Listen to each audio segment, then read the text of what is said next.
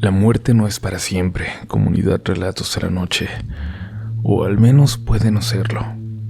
Hoy hemos preparado para ti algunas historias que hablan precisamente de esto. Quizás la lección que nos dejarán estos relatos es que si tienes a alguien que amas que ya no está con nosotros, la forma más linda de tenerlos de nuevo aquí es a través de los recuerdos, de no dejar morir su presencia a través de las historias. Pero por favor, ten mucho cuidado al desearlos de vuelta, al desear que estén aquí, cueste lo que cueste. Te damos la bienvenida grabando este episodio con lluvia allá afuera y te pedimos apagar la luz y dejarte llevar por los siguientes relatos de la noche.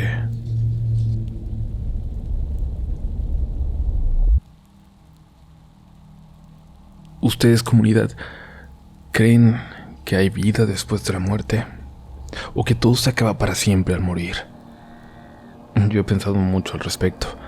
La muerte ha estado muy cerca de mí desde niño, cuando perdí a mis padres, y luego fui perdiendo gente cercana.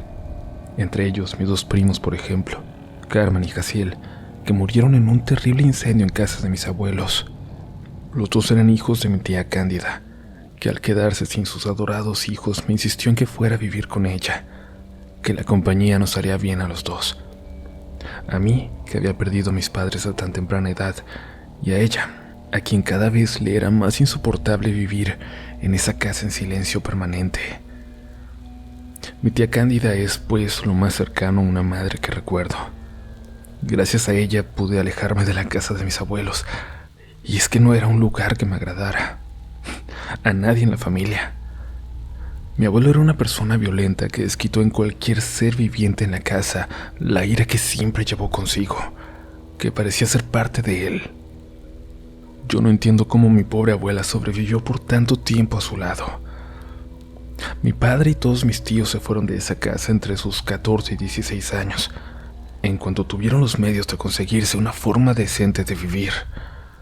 Solo así lograron irse, pero sí llevaron sus cicatrices consigo. Y claro, volvían a esa casa por la abuela. Con el tiempo, cuando el abuelo ya no podía hacerles daño. Así era mi papá, por ejemplo. Así era mi tía Cándida. Visitaban la casa y de pronto el abuelo caía en la locura y hacía algo que terminaba haciendo que todos volvieran a alejarse. Yo no me acuerdo de esto, pero me dice mi tía que una vez intentó darme una cachetada porque entré corriendo a la casa y a él chocaba el escándalo. Tenía 3 años. Corrió para tomarme de los hombros, pero mi papá se dio cuenta a tiempo y me apartó. Salimos de la casa en ese instante y duramos mucho tiempo para volver. No tengo un solo recuerdo grato del abuelo. No sentí absolutamente nada cuando se murió. Yo tenía 12 años. Me llamaron para que le avisara a mi tía Cándida. Me dijeron que todos habían ido a la iglesia y el abuelo se quedó echando pestes, como siempre, burlándose de los demás por creer en algo. Se acomodó al lado de la puerta, recargado de un hombro con un pedazo de rama en la boca, con esa sonrisa que aterraba.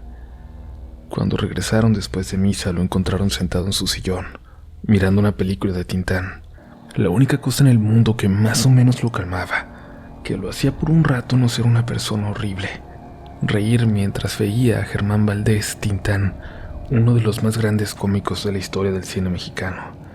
Así, mirando una de sus películas, se murió, solo, como más le gustaba estar. Digamos que no tuvo tan mala suerte, y que varios pensaron que no se merecía haber sido así, con esa tranquilidad. El abuelo nunca tuvo consecuencias por lo malo que fue.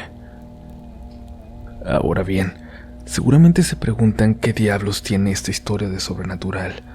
¿Por qué inicié hablando de la muerte como algo que me pregunto si es para siempre? Bien, aquí vamos a esa parte de la historia. Un año después de la muerte del abuelo nació mi sobrino Máximo. Máximo Rafael. Le dieron por segundo nombre el del abuelo, por más que mi abuela se oponía. Ahora Máximo tiene 12 años y desde muy chiquito empezó a exigir que le llamáramos Rafa. A él nadie le ha contado de su bisabuelo, de quién era ni qué hacía. Ni siquiera quedan fotos en la casa y sin embargo, Hay algo muy extraño en Rafa. Es un niño malo, esencialmente malo. Malo con otros niños, malo con los animalitos a su alrededor. Nosotros recibimos a los gatos de la abuela, pues él siempre buscaba forma de fastidiarlos cuando nadie lo veía. Ahora los pobres están a salvo con nosotros. Les han llamado de la escuela para decirles que es cruel con sus compañeros. Pasó por más de 5 primarias y las monjas de la secundaria donde está por fin lo han podido apenas controlar.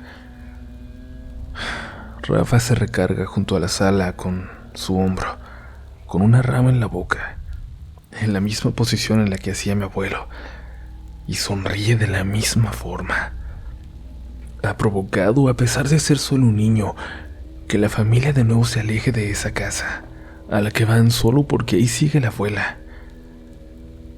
Dicen que lo han visto caminar por la casa, hablando solo, que lo escuchan reírse cuando está en su cuarto, donde no tiene televisión, ni un teléfono celular, ni nada que pueda estar viendo o escuchando. Su único momento de calma lo encuentra cuando se sienta en la sala, en ese mismo maldito sillón de mi abuelo, y se pone a ver películas de Tintán. Pero ¿saben qué es lo peor? Lo peor sucedió una madrugada en que la abuela despertó porque sintió una mirada. Despertó para encontrar a su bisnieto, mirándola desde la puerta, con la misma sonrisa malvada que a ella siempre le aterró. La sonrisa del abuelo. Sin decir nada, Rafa sintió con la cabeza, como dejándole saber que las sospechas que ella tenía muy dentro de su corazón eran verdad. Luego desapareció en la oscuridad de la sala. Esas sospechas de la abuela y de los demás que se comentan en secreto en la familia. Las sospechas de que la muerte no es permanente, de que el abuelo sigue ahí.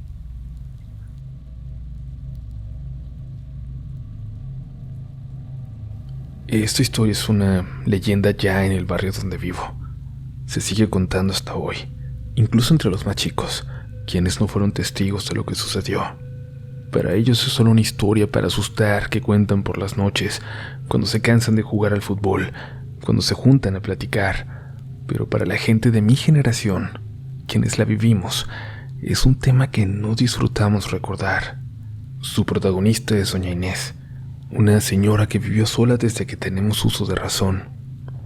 Dicen que su esposo murió muy joven, cuando estaban en sus 30s, pero desde que yo me acuerdo, doña Inés fue una viejecita que avanzaba despacio con un carrito de 2 ruedas con el que iba a la tienda.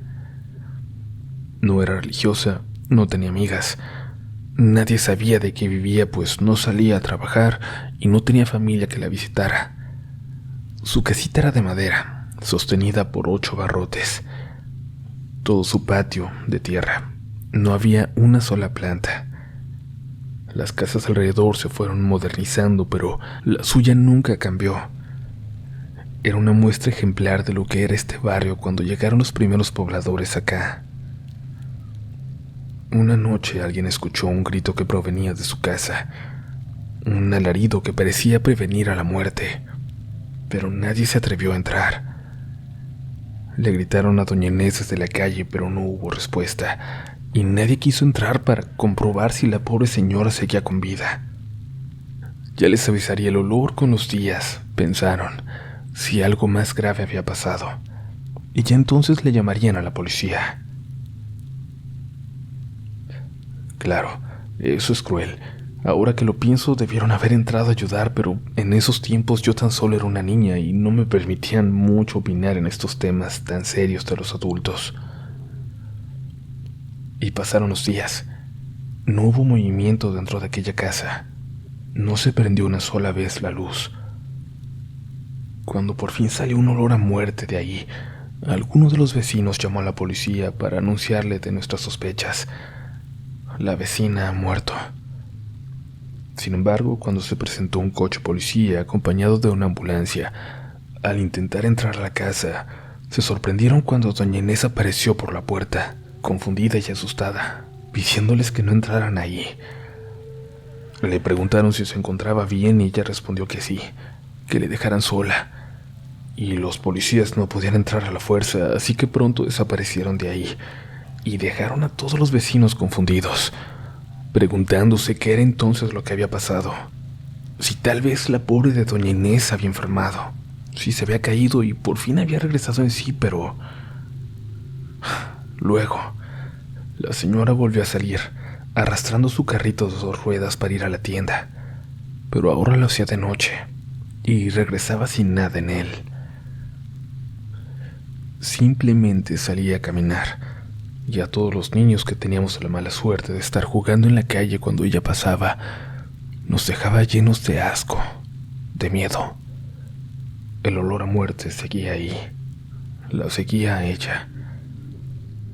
Alguna vez salió apenas en la tarde, antes de que anocheciera. Llegó a la carnicería donde solía comprar su carne. Dijo alguna incoherencia, ninguna frase que pudiera entenderse. La gente que estaba dentro salió al no poder soportar el olor. Decía el Tito, quien estaba atendiendo esa vez y a quien le tocó contestarle, que la señora soltó un par de monedas sobre el mostrador. Dice que su mano se veía descompuesta. Esa es la palabra. Muerta, podrida.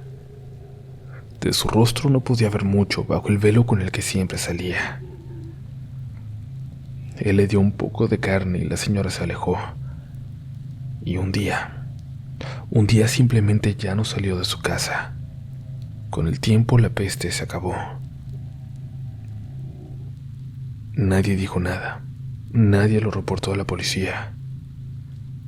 Un año después, una camioneta llegó a su casa y vaciaron todo.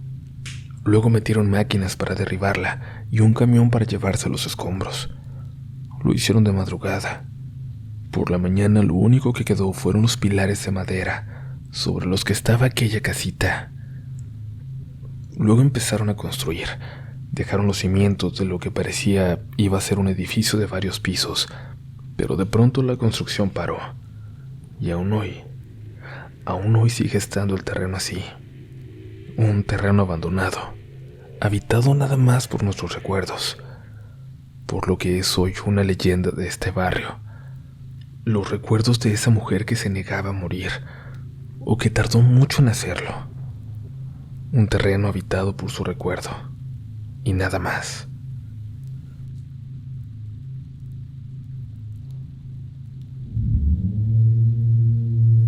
Muchas gracias por seguir escuchando las historias de esta noche y como siempre te invitamos a compartirnos la tuya si tienes una experiencia paranormal o inexplicable o simplemente aterradora. La vamos a recibir con todo gusto en mirrelatosdelanoche@gmail.com, no importa lo corta o lo larga que sea. Recuerda también seguirnos en nuestras redes sociales, donde nos encontrarás como RDLN Oficial. Y claro, nos encantaría que nos compartieras cómo escuchas este episodio de Relatos de la Noche. Por ahora, es momento de continuar con historias que nos hacen dudar de dónde está el límite, la línea entre la vida y la muerte. No dejes de escuchar.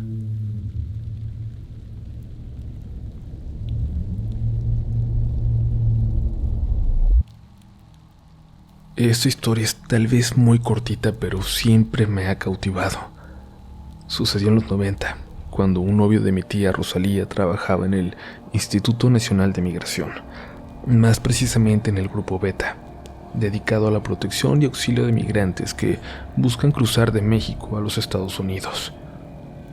Se acercaba el invierno y por una zona montañosa de la frontera daban rondas constantes intentando persuadir a los migrantes de intentar cruzar en esos días. Dice que era casi imposible sobrevivir por lo cruel de las temperaturas de esos días. Ahí se encontraron con un grupo de 5 personas, entre los que les llamó la atención un joven de unos 16 años, que por el acento creían que era hondureño. Sin embargo, él tenía una credencial para votar que decía que era mexicano, de 18 años, del estado de Chiapas. Ellos creían que era falsa, pero con esa identificación no podían llevarlo a un albergue para menores, y él lo sabía. La mostraba para que no se lo llevaran a la fuerza. De todo ese grupo, era él el que más esperaba una oportunidad para cruzar. Decía que le había prometido a su mamá llegar a los Estados Unidos, mandarle dinero para ayudarla,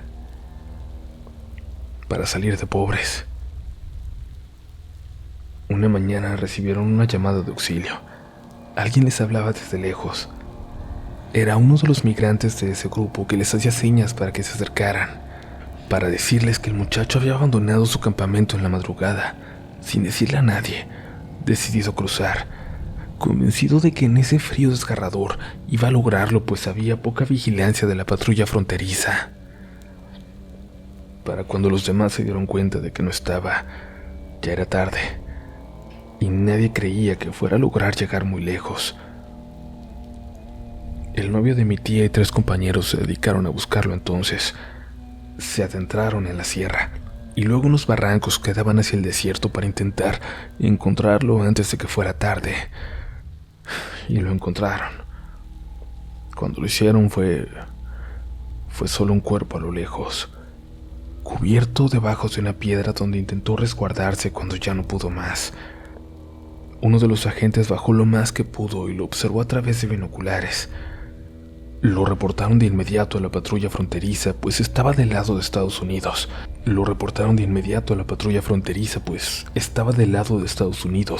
Y tenían que internarse allí para salvarle la vida, pero cuando la gente llegó a él, era demasiado tarde. Al llegar lo encontró ya con una capa de escarcha. Estaba congelado. Parecía que tenía horas así.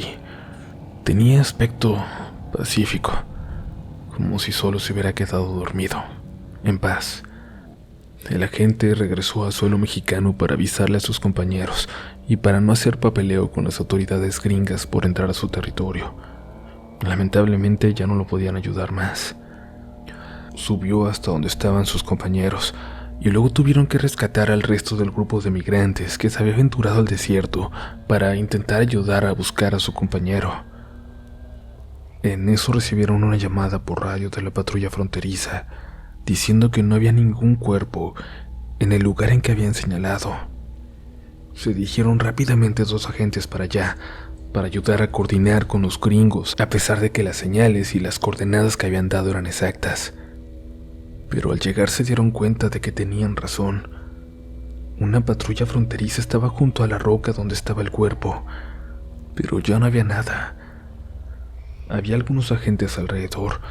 Parecían estar buscando, pero no había nadie. Se soltó entonces una lluvia pesada que dejaba ver cada vez menos el resto del paisaje. Se acercaron varias unidades más de ambos lados de la frontera para apoyar con la búsqueda.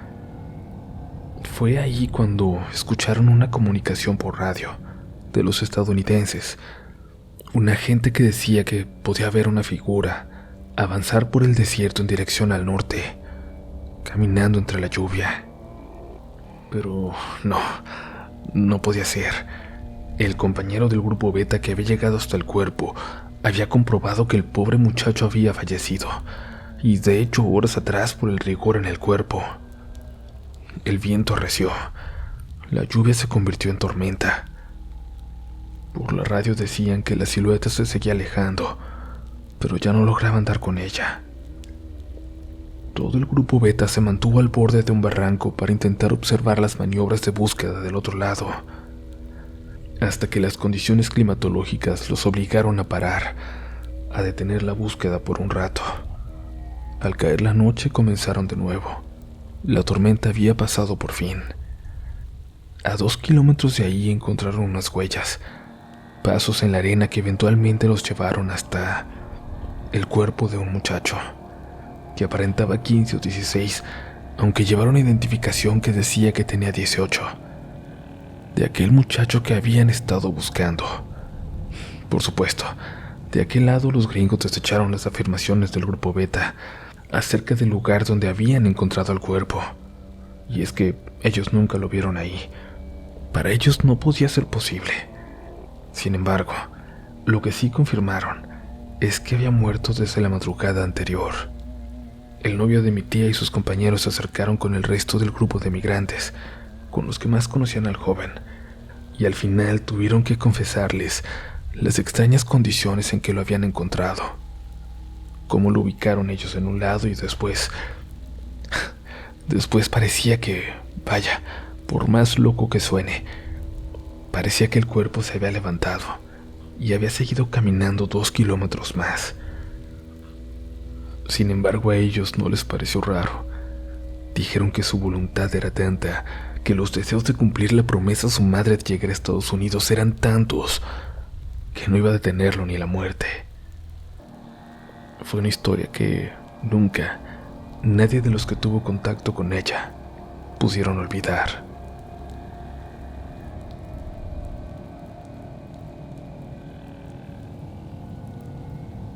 Yo ya estoy grande, pero a través de mi nieta voy a compartir esta historia, de cuando trabajaba en el servicio médico forense, ayudando a mi hermano, el médico encargado del lugar. No se imaginarían las cosas tan tristes, tan horrorosas también que se llegan a ver ahí. Lo que me tocó presenciar en los 25 años en que trabajé en ese lugar, hasta la muerte de mi hermano y cuando me retiré.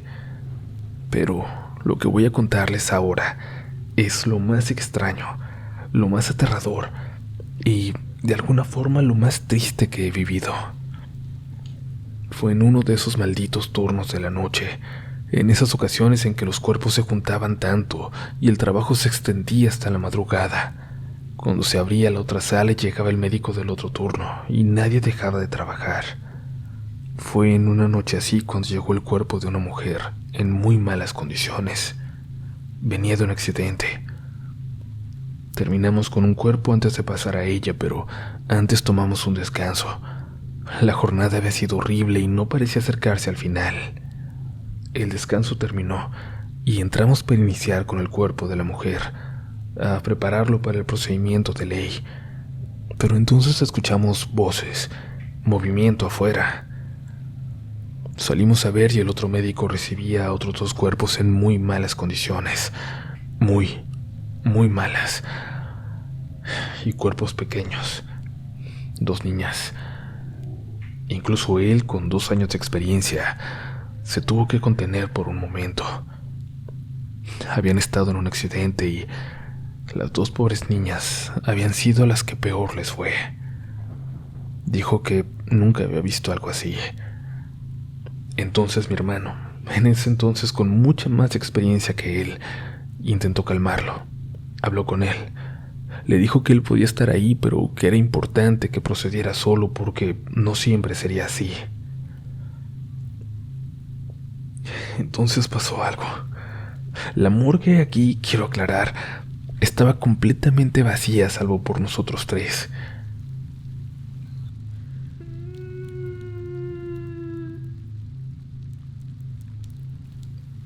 Cuando escuchamos que alguien lloraba, se escuchaba con total claridad.